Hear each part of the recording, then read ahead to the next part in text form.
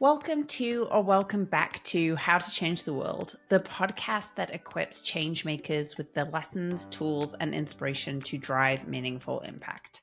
I am Catherine Alonso, and today we are going to explore a topic that's been on my mind lately: how nonprofits and social change organizations are thinking about ROI, or return on investment, when it comes to your marketing efforts.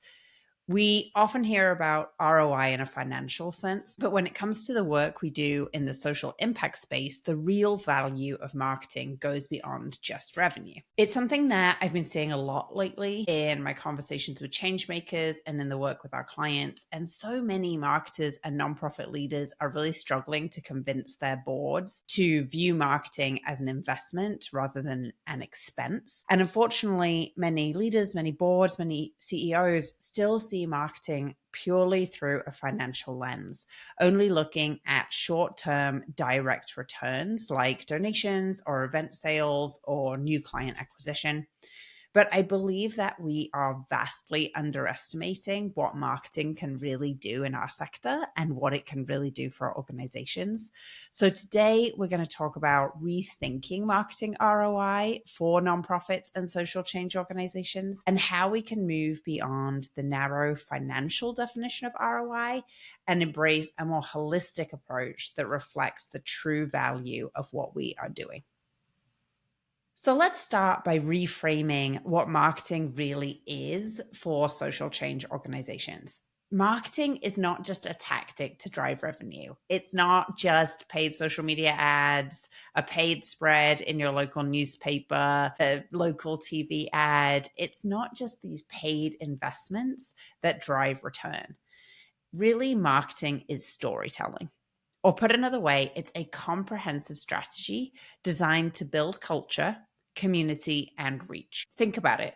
Our work as social change makers is about relationships. It's about building relationships. It's about telling stories to make people connect and creating change that doesn't happen overnight. But too often, when social change organizations and nonprofits approach marketing, they see it as a transaction. You spend X amount of dollars and you get Y amount of donations or signups. And while that is one piece of the puzzle, marketing in the nonprofit sector is about so much more than that. It's about planting seeds for long-term growth, creating awareness, and building a community that believes in your mission. By only focusing on these revenue-based metrics, we are so vastly underestimating what marketing is capable of achieving. We see marketing as this sort of necessary evil that we engage in to get us the fuel that we need to do our work and to grow. But instead, it's actually a fundamental part of that work. The traditional ROI approach just has so many limitations. So traditionally, it is seen as short-term and direct. For example, if I spend money on a local newspaper ad, I should see an uptick in sales or customer activity right away. If I don't, then the ad is considered a failure and I shouldn't do that again. Lesson learned, it wasn't successful. Maybe, demote the person that suggested it. But here's the issue. This approach misses a huge part of the power of marketing, which is what about the impact that ad had on building brand awareness or creating a future client or supporter who might not buy right away, but remembers your organization and maybe will give later on. I want to give you an example. I was a few weeks ago watching the finals of Wimbledon while I was in the UK this summer, and I noticed Iga Swiatek, the world-class tennis player from Poland, who ultimately won, wearing sports gear from a company I didn't recognize. It wasn't one of the big ones. I wasn't familiar with the logo. And I said to the people I was watching with, "What's that company? I don't recognize that." And they were like, "Oh, I don't know." And that was the end of the conversation. And then a few days later, I was on the London Underground and saw an ad for the same brand. And it stood out to me because I had wondered. And I thought, oh, that's so funny. That's that brand. And then a few days after that, I was walking around London in the Spitalfields area and I spotted the logo on a shop window. And it was a whole store dedicated to this brand. So finally, I looked it up and it's On, which is a Swiss athletic gear company. In those three interactions, seeing the gear on an athlete, seeing the ad on transportation, and then spotting the store, I went from never having heard of this brand and knowing nothing about it, to looking up their website and getting a sense of their products and their price point. Did that sponsorship that they did with Iga Swiatek translate into immediate financial ROI from me? No, not yet. But it certainly created brand awareness and set the stage for a potential customer in the future. That is a long-term ROI strategy. And that is exactly how marketing for nonprofits and social change organizations works. It builds awareness, it creates future engagement, and it nurtures relationships that connect to action over time. So, how do we rethink ROI on our marketing activities? It's about expanding our definition and measuring what really matters to our mission. For nonprofits and social change organizations, ROI is not just about the money. Here are some other types of ROI that we can and should be tracking when it comes to our marketing activities. Number one, awareness. How much more are people recognizing your brand and your mission? Number two, behavior change. Are you seeing shifts in your community's behavior, like more people are signing up for your events or volunteering? Or are people even changing how they think about your issue or your community? Are they thinking about the issue that you are advocating around more than they had ever thought about it in the past? Number three, engagement. How well are people interacting with your content? Are they commenting, sharing, attending your events? Number four, capacity building. Is your marketing helping you build stronger internal resources, staff, passion for your mission among your internal team and vendors, or creating opportunities for new partnerships? I think this potentially is the most undervalued, overlooked aspect of effective marketing, is that one of your most important audiences for your marketing is your internal team. The connection that your internal team feels to your work and the passion that they have for the work that they are doing on a day-to-day basis is a direct result of your storytelling and your marketing. When your internal team is a part of creating marketing efforts and content that talks about the value of what you are creating and the people that you serve, or if they see it out and about when they're on social media or they see a paid ad, it increases the pride they have in their work. That storytelling, that marketing has an impact on your board, on your team, on your donors, on the people that you already have. And that is something that you also want to be measuring. And then number five, community and belonging. How are you fostering a sense of community around your mission? And how is that contributing to your long-term success? Somebody donating to your organization because they saw an ad and donating one time is very different than feeling a sense of community with your team, your staff, with the other people that donate, this emotional connection to your brand and your mission and what you're trying to do. And that is something that should be measured and valued differently. When you start measuring these kinds of metrics and really moving beyond how many dollars did this advertising create for us, you're not just looking for a quick win. You are tracking meaningful progress over time that aligns with your long-term goals. And instead of seeing marketing as a dollars in, dollars out transaction, you're really starting to see it as an investment in what you are up to and the change you are creating. There is one other really important metric that very few people track, and I think every organization should be tracking, and we're going to talk about that next. But up first, a quick break.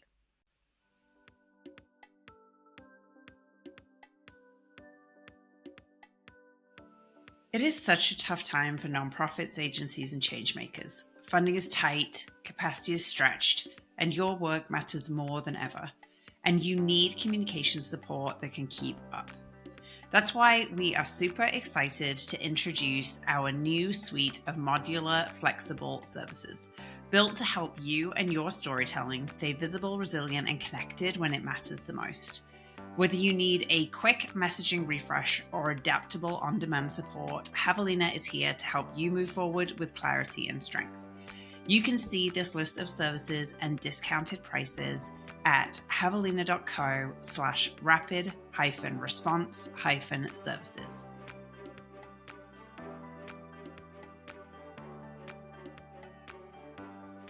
Okay, before the break, we talked about the 5 kinds of metrics that you should be tracking in terms of the outcomes that your marketing activities are creating: awareness, behavior change, engagement, capacity building, and community and belonging. But there is a 6th type of outcome that nobody tracks, and I really think it's maybe the most important one, and that is anecdotal feedback.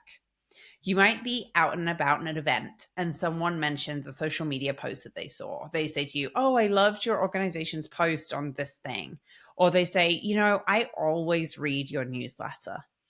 We tend to dismiss this one-off feedback from people we know as anecdotal and therefore not important. Maybe it makes us feel good. We say, "Oh, thank you. I love that." And maybe we share it with our team. But more often than not, we just put it down to meaningless conversation that we don't think about again.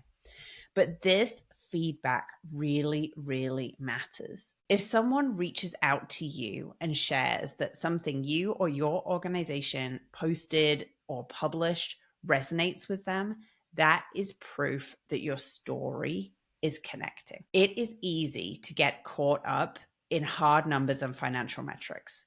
Does our content, does our advertising, do our marketing efforts translate into dollars and cents? But it is so equally important to pay attention to these moments of connection. This anecdotal feedback is evidence that your marketing is working, even if it doesn't immediately translate into the donations or your sales that you want. And here's why. The very definition of effective marketing is connecting with a potential supporter, connecting with your target audience. Think about it. All of us are inundated all day, every day with messages from organizations and people.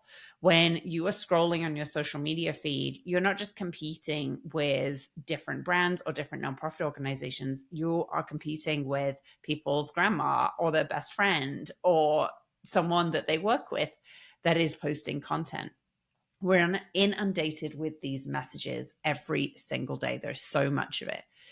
And when somebody sees your message and not only reads it, digests it, but remembers it enough to mention it to you, you are creating connection. When someone sees your marketing and it sticks with them, that is your marketing working, and it must not be discounted. In fact, it must be measured. So we're talking about all the other ways that we measure marketing ROI beyond those direct short-term dollars and cents that are generated. What are the long-term benefits of changing how we measure ROI on our marketing efforts? I want to tell you an example from a client that we work with. At Javelina, we worked with an organization focused on tackling food shortages in our community. Our work with them was primarily focused on building their brand awareness, and the ultimate project, the ultimate goal that we were up to, was increasing the annual revenue from individual giving. It is so easy to get laser focused on the number of donations generated by marketing campaigns. But with this client, we think about success in broader terms. We do track the number of donations that they are receiving from individuals over time, but we also track things like website traffic, social media engagement, and the number of inquiries they will receive, the number of tours that people book around the facility, because all of these things contribute to donations over time. And because of this shift in thinking, we have seen a great shift in their results. Not only has it increased their budget and capacity, but it has also fueled creativity and long-term planning. It is this kind of strategic thinking that actually moves the needle. And this might be the most important point of this entire episode. When you expand how you're measuring your ROI away from just revenue, you expand the signs of success. And when you expand the signs of success, you think differently about marketing.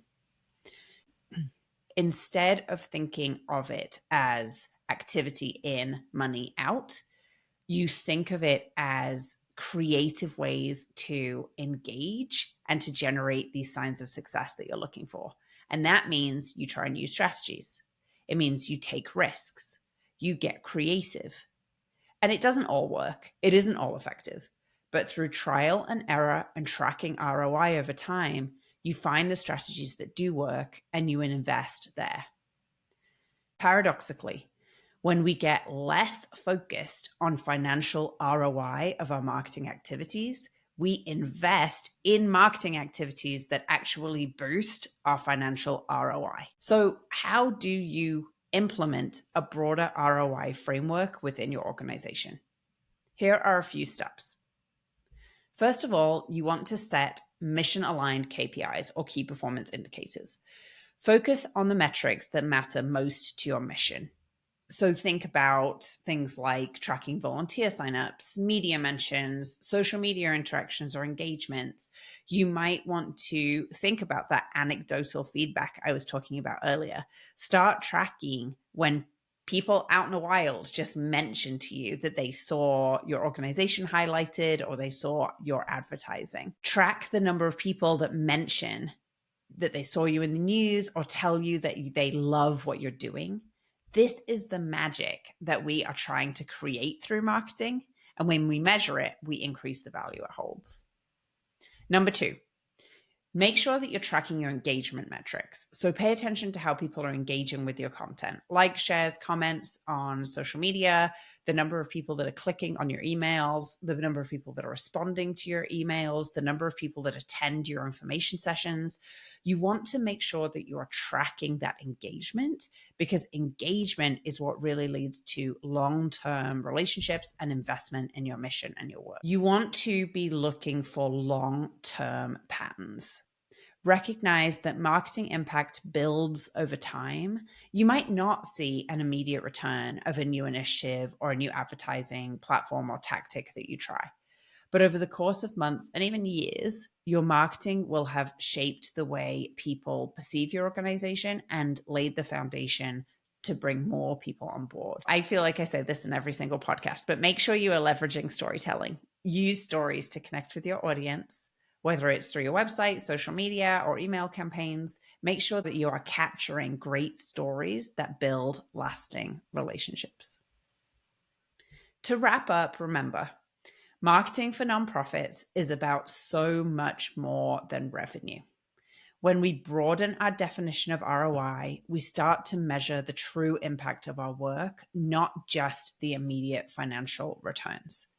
We can track awareness, engagement, behavior change, and community building. And all of these things contribute to your organization's long-term success. So next time someone asks you about your marketing ROI, don't just talk about the dollars and the cents. Talk about the relationships you're building, the stories you're telling, and the impact you're having on your community, because that's the ROI that really matters. And if you're listening to this and you are a CEO or a marketing director or a communications manager and you are struggling with your leaders or your board really understanding this, think about the need to kind of re-educate them on what ROI is. And that in itself takes time, but that is a part of your job. A part of your job is to tell a story about what marketing is, how it drives impact over time, and how we should be measuring the return on investment, and really starting to change people's definitions around marketing ROI just being a short-term, immediate financial return. Thank you so much to tuning into How to Change the World. I truly, truly hope that this has been helpful and valuable. And if it has, please make sure to subscribe, to share this episode with somebody else, and to let me know your thoughts. I always love hearing from our listeners about what has resonated with them and the kinds of episodes you might like to see. So you can always comment on our social media pages or email me directly at catherine@javelina.co. And until next time, when I cannot wait to share another story of change with you, I hope you have a great one.